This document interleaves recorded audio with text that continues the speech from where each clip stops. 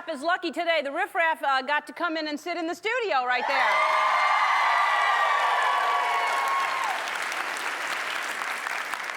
Sometimes people go, oh, I don't want to be in the riffraff, and they go on home, and look at those people. They would have been right up here with a wonderful seat. Better seat than some people in the house. Yeah. Not that there's a bad seat in the house, but I seriously, as the years go on and we have more and more demand for seats, there will be swings, hammocks, there will be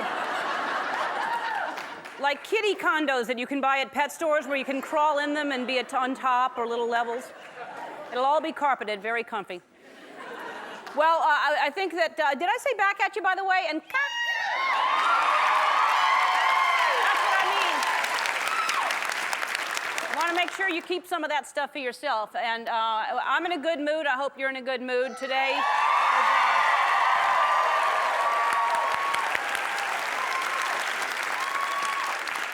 Today is, actually, it's Friday the 13th, and you know what that means.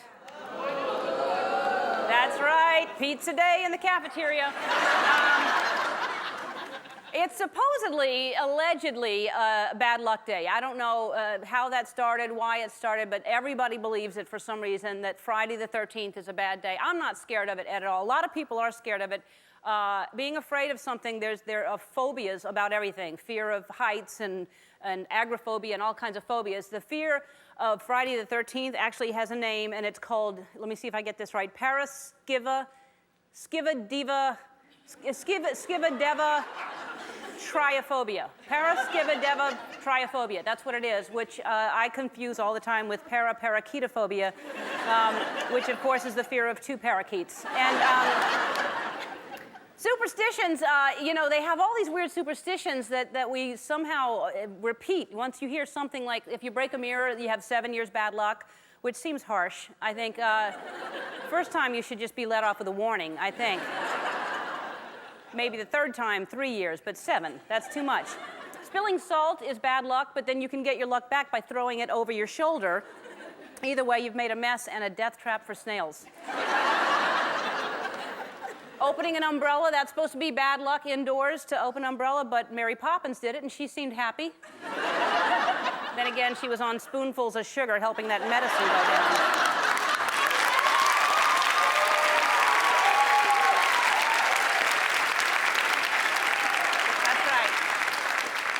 Certain superstitions I've never even heard of. There's something, I don't know if you've heard of this, where it's bad luck to give someone something like a pair of gloves. This is specific, a pair of gloves without receiving something in return. Did you know that? That's bad luck to give someone gloves without receiving something. That's to me a selfish superstition. My hands are freezing. Can I borrow some gloves? Yeah, but I'm going to need your shoes. There are two superstitions that I really, truly believe in. One is I never get out of a car if it's moving. And the second is at the end of every single monologue, I have to dance.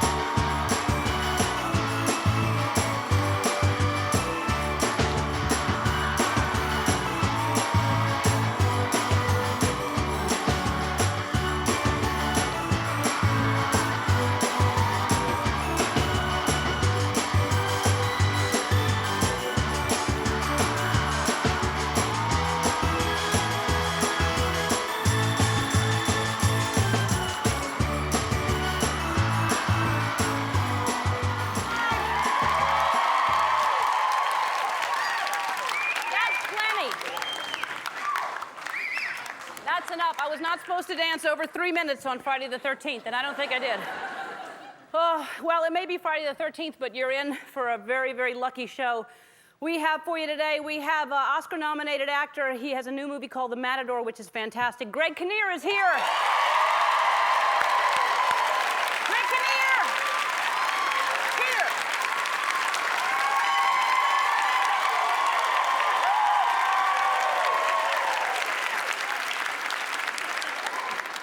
And you know her from Designing Women and the hit show 24. Jean Smart is here.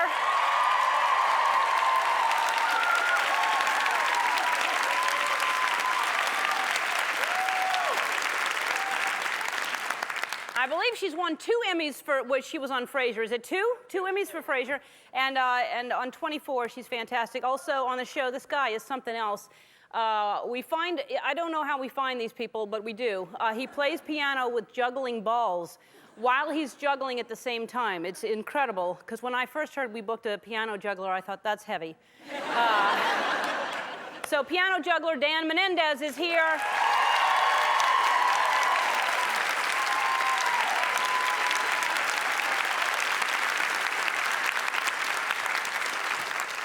And later we're going to show you the clip that you voted for as best moment of 2005. You chose between 3 clips. These are the 3 clips you chose between. Cynthia Nixon, when we had false teeth in our mouths and we were trying to get the word jacuzzi out. Deborah Messing and I trying to keep a straight face when something was going on. And Leah Remini, and we'll show you later on. I don't know who you chose. They're all very, very funny. I'll give you one hint, though. The winner is really, really funny. That's all I'm going to say. All right, as you know, the Super Bowl is coming up. Yeah. Yep. I actually didn't. Someone told me it is. But I've learned a few things about football. One thing I know, it's a very complicated game. And for those of you who don't know much about football, I decided that I would tell you a little later in the show all about football, and I think I'll clear a few things up. I really do. I think after I explain it to you, you'll look at football a whole new way.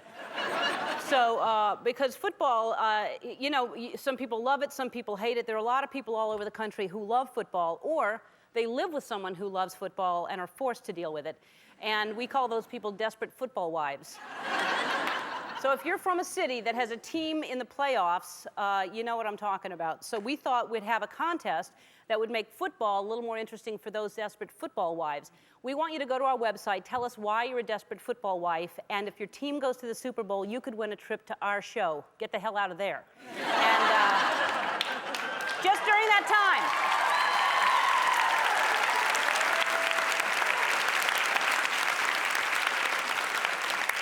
Because if the team is in the playoffs, the whole state, the whole city, it turns into that. And if you're into it, that's great. If you're not, you'll be here. So there are 8 teams left, and one of them is the Panthers in North Carolina. And yeah. And that's the kind of frenzy I'm talking about that's going to go. So my friend Wanda McDivitt lives in Durham, North Carolina, and I don't know if she follows football or not, but I'm going to talk to her. Wanda, if you don't remember, she wrote in to tell me about, this is my Clogger doll, and she...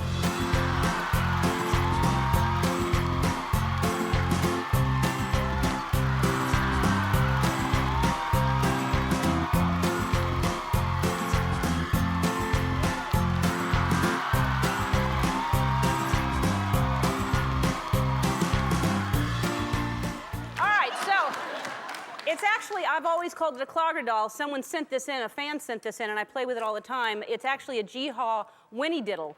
And when she wrote in, she said if I called her, she would explain to me what it is exactly and how the name came along. Well, the conversation went a little longer than I anticipated. This is me calling her the other day. I really can't tell you how much it means to me, because like I said, I think I saw you in your very first broadcast when Johnny Carson had you on. And I remember he brought you over, and I think you were the first female comedian to ever be called over, if I remember correctly. Isn't that a fact? Weren't you the first one? I was. I thought you were. And I thought, well, what a privilege and an honor for you.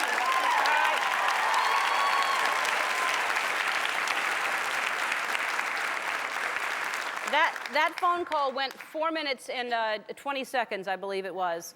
And so I want to talk to her about the People's Choice Awards the other night to see if she saw that and anything else that's on her mind. So I hope I left enough time for the show. Wanda's just the sweetest thing, and she had choir practice today. Hello? Hey, Wanda? Yes? It's Ellen. Hi, Ellen. How are you today, dear? I'm good. How are you doing? Oh, terrific, honey. Now, you're not missing choir practice today for us, are you? No, I'm not. Okay. Yesterday, I know that we were maybe going to call you. We didn't have time because, you know, I need to leave a lot of time for you. I understand. Yeah. I'm ready. All right. Well, did you see the People's Choice Awards? Yes, I did. Thank you so much for sending me the tape since we didn't get it from the basketball preemption. So I really enjoyed it, and I could fast forward it, and it was, you know, and I mean, back and forth and everything. It was wonderful. No, we got it the first time. You fast forwarded it. You didn't go back and forth. You went right through just to my part, didn't you? No, I watched every minute several times. I just went back and forth over yours several times. Oh, thank you very much. All right, and who are, because, you know, it's award show season right now. You got the Golden Globes. Globes coming up, yes. Now, who do you like? Who are your favorite stars? Oh, I just like everybody. I like John Travolta is probably my favorite, and Tom Hanks, and I just think they're all wonderful. And I like Patrick Swayze. None of them are nominated. You know that. Everybody. I know. I realize that. But I like Chris Rock, and I like Jamie Foxx, and I love, you know, everybody. I don't go to too many movies these days because there's too much violence and everything. I don't like any violence. I agree with you, Wanda. I think there's too much violence as well. And I don't think it's necessary. It's not. You know, my favorite movies of all times were like Camelot, you know, Carousel, Oklahoma, My Fair Lady, Sound of Music, South Pacific. Now, they were movies. Yeah, they were movies. Yeah, they were movies a long time ago, but they're still my favorites. Right, so nothing between there, nothing since then that... Well, Yentl was a little bit after that, but 9 to 5. I saw that Polar Express last Christmas with my grandson, and I really enjoyed that. But even that was kind of intense, I thought. Yeah, no, I know, those trains go fast. Yeah, the ice and everything, it was just kind of scary. I don't like anything scary or violent in any way or, you know, gory. I'm just not into that. And almost every movie has that now. Did you like Finding Nemo? Oh, well, of course I love Finding Nemo. Are you kidding me? My grandson's very favorite. Oh, he absolutely loves it. And we have seen that so many times, I've almost memorized it. Well, thank you. Now, I enjoyed that one with Nicole Kidman, that one that was, I can't even remember the name of it right now. It was sort of like an old musical. Oh, yeah, it was Moulin Rouge. Yes. Oh, I love Moulin Rouge. That was beautiful. Yeah. That was beautiful. That was beautiful. That's one of the best ones I've seen lately, because I don't see many, because like I said, they are kind of, I know you've done some movies, but I'll be honest, I haven't seen them, unless they come on HBO, and then sometimes, but it's hard to sit still for 2 hours sometimes, so I don't watch them, you know, very often, because there's always so much good stuff on the other channels. It's just short. Right. Well, do you have all the channels? Oh, yes, I have cable, you know, digital cable. Well, I'm going to send you, there's a couple of movies that I did I'll send you some stuff that I did. I know you did Mr. Wrong. I've always wanted to see that one. Oh, Mr. Wrong is not violent at all. You can see Mr. Wrong. That's actually a sweet movie. Oh, I'm sure it is. I'm sure it is. Yeah. I saw that, the girl with the pearl earring, and I wasn't terribly impressed with that. I kept waiting for it to get interesting, and it really never did, because I enjoy art, and I love that painting. But it just never quite grabbed me like I expected it to. Right. That's why I didn't, I refused to be in that movie. Yeah. All right. When, we're going to keep calling you. You're going to review different shows for us, okay, Wanda? Okay, that sounds good. All right. We're going to talk to you. We'll call you again sometime soon. Okay. Well, you want to talk about the public, the People's Choice Awards? I've got a book about that I could read you. Okay. Then I'm going to have to call you back. I'm going to call and talk to you about that. And also, the Panthers are in the playoffs for the Super Bowl, and I want to talk to you about football, too. That's very violent, though, isn't it? Yes, and I don't like football. Yeah, but wait, you know what? When we come back from the break, I'm going to tell everybody my version of football. You may be interested after all. I like the Andy Griffith one that they had many years ago. That's my idea of football. To me, they're just grown men fighting over balls, and I don't even understand it. So I couldn't help you much on the football. All right, don't go away. When we come back, I'm going to try to explain football to you over at Ellen's Sports Desk. I agree with you, Wanda. I'm just saying.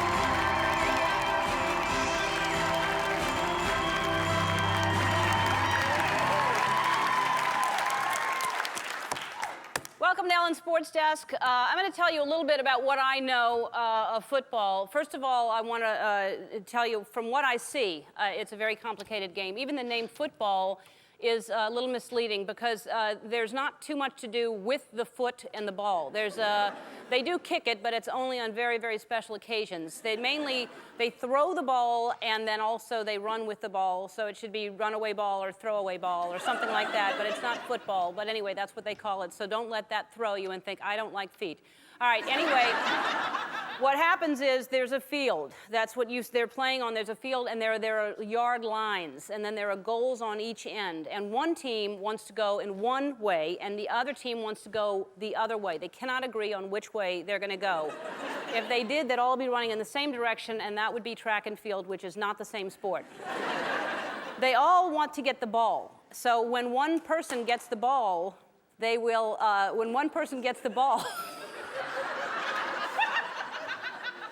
so when one person gets the ball, they get very, very jealous, and then all the other guys from the other side tackle that guy, and it gets very, very rough and tumble. And one guy, whoever has the ball, what their job is to get across the goal line, and then that team shares 6 points. And then the guy with the ball gets to do a dance, which is my favorite part. And then if the dance is good enough, they get a chance to go for an extra point. So everybody right now has Super Bowl fever, and someday there will be a vaccine. They're working on it, but right now there is a fever. And so there are 8 teams left with 4 games to play, and I'll try to explain it to you because this is where it all kind of, this is the exciting part. The Chicago Bears and the NFL is very protective of its logos, so bear with us here with, and pardon the pun. They wouldn't let us show anything. So the Chicago Bears are playing the Carolina Panthers, and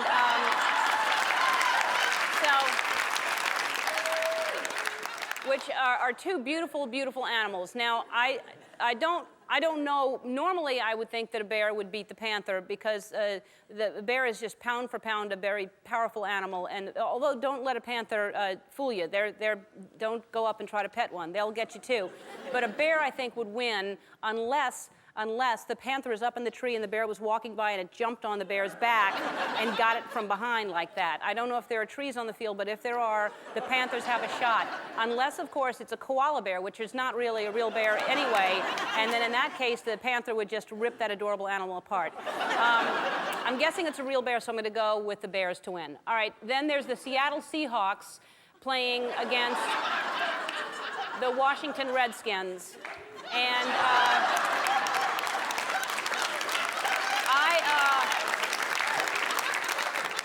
I happen to know that the Seahawks coach watches my show, so I pick them. Sorry, Washington, if you get your coach to say something nice about me and my show, I'm going to switch back and pick you. But for now, Seahawks. Okay, also, Indianapolis Colts are playing, and they're up against the Pittsburgh Steelers. That's right.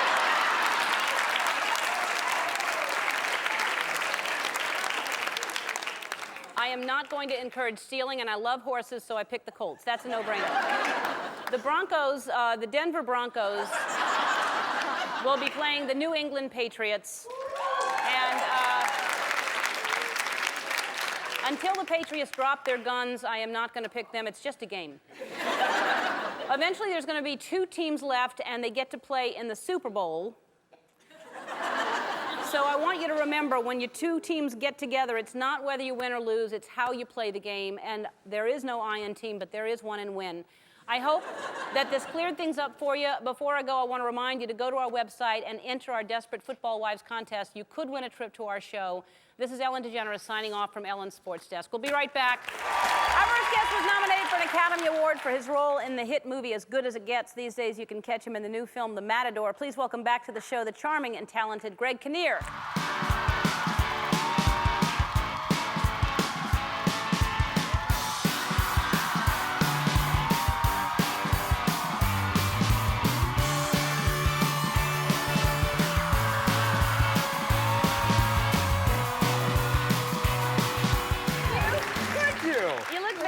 cute. I'm happy to see you again. It's good to see you, too. It's been a while, right? It has. It's been, the time goes, man. It goes. Well, it does. It goes! Yeah. Sorry. And yet it doesn't. It's all in the same time when you really think about it. When you think about the time is just time. There is no time. Greg. Yes. So was it for Stuck? What was it called? Stuck on You? Stuck on You, yes. That was hilarious. Stuck on You. Oh, thanks. Was that Thank what you you. were for? I think it was. I think it might have been, yeah. Yeah. That movie is so hysterical. Thank you very much. Yes. God. Stuck to Matt Damon for 4 months. That's a lot of fun. It was very impressive. The whole, what you had to work out and the. Yeah, my back's never been the same. Yeah. You'll always remember that movie. Yes, I will. And then even you right had now. you had a little girl, 3 did. months old, I and did. now she's older. yeah, she's grown. So I that's don't the know. proof that time goes on. Exactly. Yeah, you can measure it. No, she's darling. She's 2 1/4 now. And No. Yeah. No. Yeah. She was like 3 months. I know. That's what I'm saying. That's how long it's been. What are we doing? I don't know. She's 2 1/4, and she's just darling because every 3 months it's a dramatic change. Every week is like a giant change. But she's really very, very sweet and has been very, very good daughter. She treats us well, and I'm in and out a little bit. Like 1 minute I'll be like the sort of Mac daddy around the house. She just loves that, and then there'll be like a week where it'll be like, I don't think so.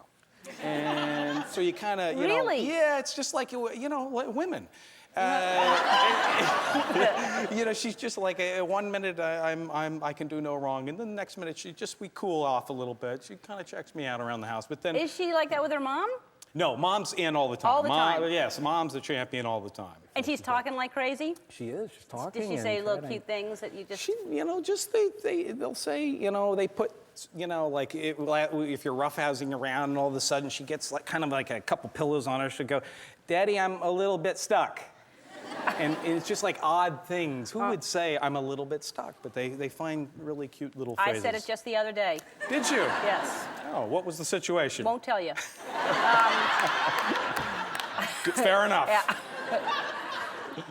So we were talking about it's Friday the 13th. Is that something that you care about at all? It is. It is Are Friday the 13th. Are you superstitious? I'm not, like a cat walking in front of me, I don't really care so much about that, or walking under a ladder. I mean, I'm sure some people have had really bad luck walking under ladders. Yeah.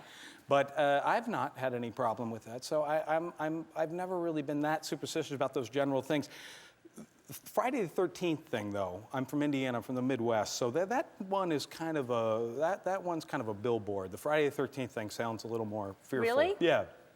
Yeah. No? Not for you? No. You seem very confident about the day. Yeah, Well, I'm fine. Everything's going well so far. I got all the bad luck for the whole year out of the way around Christmas, so I'm done. But like what? Well, we Christmas Eve, my daughter, we have the little stocking holders to hold a stocking over the mantle place, which are just a bad idea. Rid your house of them. My daughter pulled the stocking down. It bonked her on the head. She's fine, but we had to go to the emergency room, which on Christmas Eve is not where you want to be. No. So you know that. Well, I do now. Yes, I was just agreeing with you because I was caught up in the story. Right. Had you asked me before, I would say, I don't know, is it? Go ahead, Greg. So we did that, which was terrible. I mean, it was we were hysterical parents, and that was bad. And then we came home, and the whole thing threw me into a state of shock and gave me the flu. So for Christmas, I had about 102-degree fever with the flu. And I was in bed for the day after Christmas, and my wife said maybe I should get up and move around. I went into the shower. That's when I pulled my back out. I'm not kidding. I'm not kidding. The next day, I had to pack because we were going to Hawaii, and then I decided to, by accident, jam my fleshy portion of my thigh into the corner of a table. I put an ice pack on it. I spoke to my brother in Phoenix. By the time I hung up the phone, I picked up the ice pack, and my skin had frozen. No. Apparently, it was crunchy. And I called the ER, who I at that point had a first name basis. Right. I mean, I was like, oh, Mr. Kinnear, how are you? It's Doug again.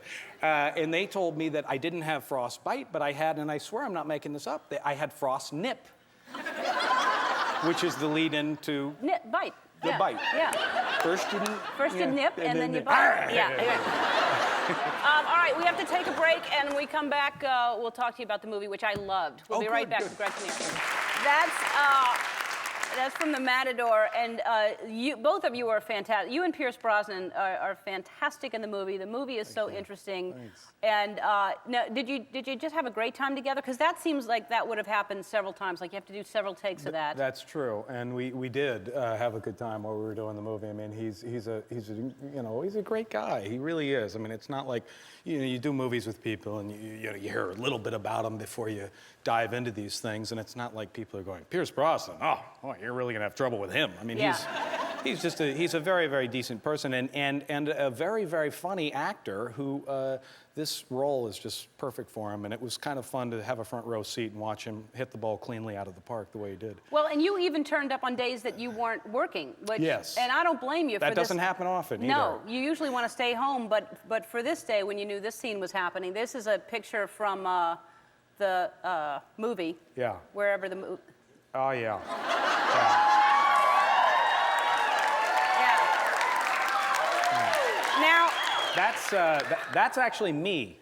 That's you. Yeah, you can't tell, no.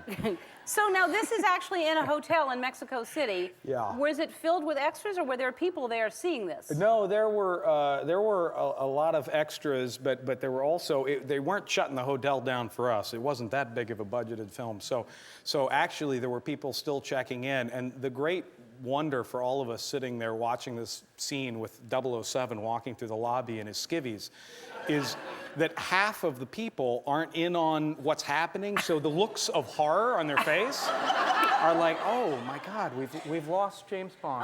Isn't that unfortunate? It happens to the actors. It happens. Just in Mexico walking around like that. He's probably on the sauce, and Hope Davis is great in it as well. She's always great, and she's fantastic in the movie. The Matador opens nationwide on January 27th. We'll be right back with the amazing musical juggler. Don't go away. Thanks, Greg. Our next guest has found a way to combine his juggling skills and his musical skills into quite an act. From Aptos, California, please welcome the piano juggler, Dan Menendez.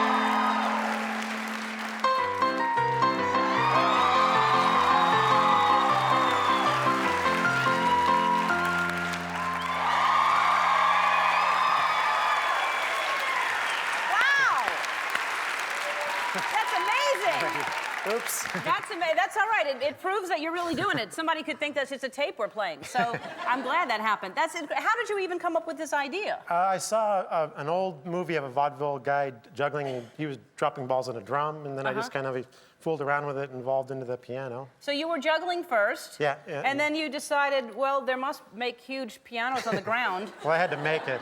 So you had to make it. Yeah, so I call it the bounce piano. So it's something I kind of built, and a friend of mine helped me put it together. And did you have to figure out how wide the keys would be yeah, and but everything? they have the balls a certain size.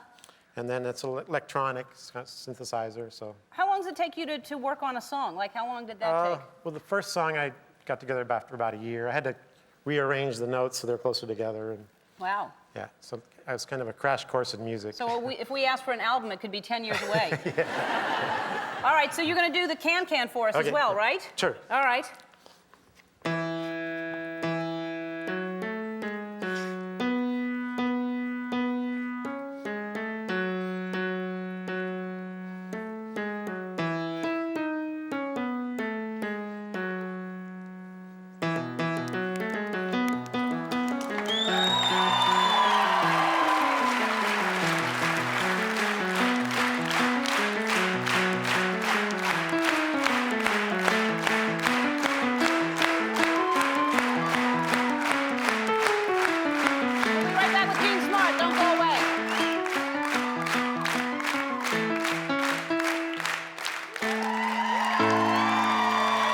next guest starred for 6 years on the hit sitcom Designing Women. Now you can see her on the new season of 24. Please welcome Emmy Award winner Jean Smart.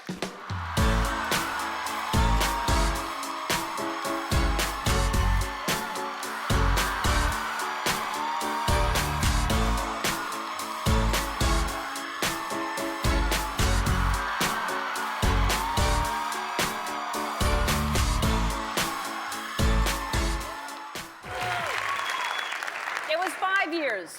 5 years, yes. 5 years. 5 years. The time flies, as we've established. You know, I can play the French horn while I eat a banana. I had no idea. Why did you? Do we have a French horn and a banana here? Kidding. No, I'm kidding. That's very impressive, if you can. I was trying to think if we have met before, and I don't know if we have. You know, it's one of those things where you see someone and you think, okay, did I work with them? Have I met them? Am I just a big fan? And you don't. I think it was like I thought I'd met you because I was sitting in the front row at the Emmys one year when you were hosting, and so I felt like I'd met you. Oh, that's what it is for me too. Yes, Yeah, yes. I saw you in the front row. But you know how it is. No, I know. My niece was visiting the other day, though. This is kismet, my being on the show, because she was visiting, and she just brought you up out of the blue. And she said, she just seems like one of those kind of people who, if you met her in person, she'd be just like she is on the show, just really funny and charming and everything. And I said, I know, she does seem like that. And I was driving in my car, and I was listening to Aretha Franklin sing Respect. And I remember you did a routine about Right. the lyrics to that song in one of your shows. And then I got home and they called and said, we're going to book you on the show. So I said, okay, there's a Meant to reason I'm be. on the show. Yes. Yeah, that's Yes. very cool when things You know, like I that know happen. the lyrics. What are they? You know, the one that no one can remember, but I still don't know what it means. Yeah. It's when I go see R-E-S-P-E-C-T, find out what it means to me. R-E-S-P-E-C-T. Take out The TCP. TCP. What does that mean? I don't know. It leaves R-E-S-E. Yeah. Take out If the you TCP. take out the TC and well, the P. TCP stands for something, I think. I think it's something naughty. Tony? I don't know lyrics to any songs. I so know. I'm the wrong person. I'll work on it. I'll let you know. It's TCB is take care of business. Yeah, but this is TCP. Yeah. That's something. No, it's not. No. I thought it was. There's something in England called TCP. Really? Yeah, it's like an astringent, but that's not it. You Sorry. take out the Take out the astringent. astringent. Right. No, Okay. it doesn't make. That's why everybody just gives up on that and No, gets to the chorus. It's code for something. Yeah, we'll find it. We'll get to the bottom of Yes. it. We should call her. Yeah, Do we you should. have her number? Let's call Aretha. We'll call her tomorrow. If not today, we'll call her tomorrow. Maybe we'll call her right now. No, well, maybe Wanda knows. What did you think of Wanda? Well, I was hoping you'd ask Wanda if she'd ever been a gymnast, because Wanda's the name of my husband's imaginary girlfriend. I have to hear about Wanda all the time. Wanda Skudnick is her name. Uh-huh. She's an ex-gymnast. Uh-huh. And I'll call him sometimes and I'll say, I'm at the store, is there anything you want? And he says, no, when you'll be home. I said about a half hour. He goes, oh God, I gotta get Wanda out of here. You know, this has been for years I've been hearing about Wanda, so I kind of was And now hoping he's I made could up a talk to her. backstory of that, too? Oh God, yes. So she's an ex-gymnast. Yeah, he says she's not quite as flexible as she used to be, but. I said, if I did that to you, you'd hate it. That's hilarious, though. I think it's funny. He's demented. Yeah, I think it's funny. And it keeps going, though. Oh, constant for 18 and a half years. Now, is he, what's your husband's name? Richard Gilliland. Richard, you met him on Designing Women? Look at that. Oh. I was Cute. preggers then. Oh my God, it was the size of the Hindenburg. No. Oh, he looks so cute. Now, is he into football? Are you into football? Are you both into football? Well, I kind of like watching basketball, but I got into the Rose Bowl. That was the Rose Bowl. Yeah. Some bowl. Yeah. Yeah, that was heartbreaking to watch. Yeah, no, but he'll watch anything with a moving ball. Uh-huh. Yeah, I drew the line at bowling when he started watching bowling. I said, no, I won't have that. No. Yeah, that's good. I mean, I'm impressed by bowlers, but to watch it on television Well, is no. not that exciting. Of course, we used to think that about poker too. When Yeah. we sit and watch people play cards. Do you play poker? I just actually did a movie with Eric Bana and Robert Duvall. I got paid to sit around and play Texas Hold'em with those two guys for That's 3 great. weeks. Yeah, oh, it was a blast. So Did- yeah, I want to so do now the you're celebrity good? poker thing. I was told by some of the pros we played with that I could do okay. I'm obsessed with it. I love it. Really? Yeah, and I watch it for hours. Do you play? Yeah. Where do you play? At home. Yeah. Yeah. I don't go out. It's just me. I tried it once, though. I tried it once at a casino in Tahoe. I thought, I Yeah. got to try it with some, because we were playing with you know, fake $25,000 chips in the Yeah. movie. So you think, oh, sure, I'll Right. bet. And then you go, God, $2. I don't know. No, I know it gets funny when it's money, but we have poker nights. We have people over and play, and it's It's so great. Fun. It really it's is. great. There's something addictive about waiting for those cards to turn over. I You know. can see how people get in trouble. I know. I wear a hood and glasses and everything like that. I get all into it to try to intimidate everybody. All right, the new season of 24 premieres this Sunday at 8 o'clock on Fox. When we come back, we'll reveal your choice for 2005 Clip of the Year. Don't go away. I want to thank Greg Kinnear, Gene Smart, and juggler Dan Menendez. Monday, Kanye West and Anne Hathaway will be here. It's time to announce our 2005 Clip of the Year. And the winner is Leah Remini. Here it is. Ladies and gentlemen, it is my honor to present the first ever Mid-Lifetime Achievement Award to Leah Remini. Leah Remini has never been nominated for anything in any category, ever.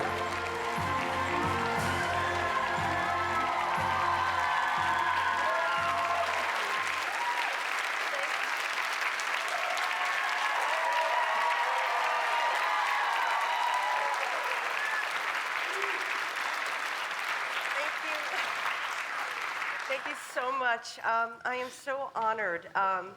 When I first started in the business, I would like to thank, Thank you.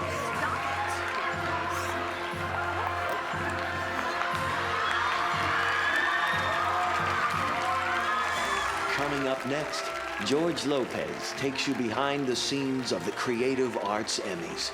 Stay with us.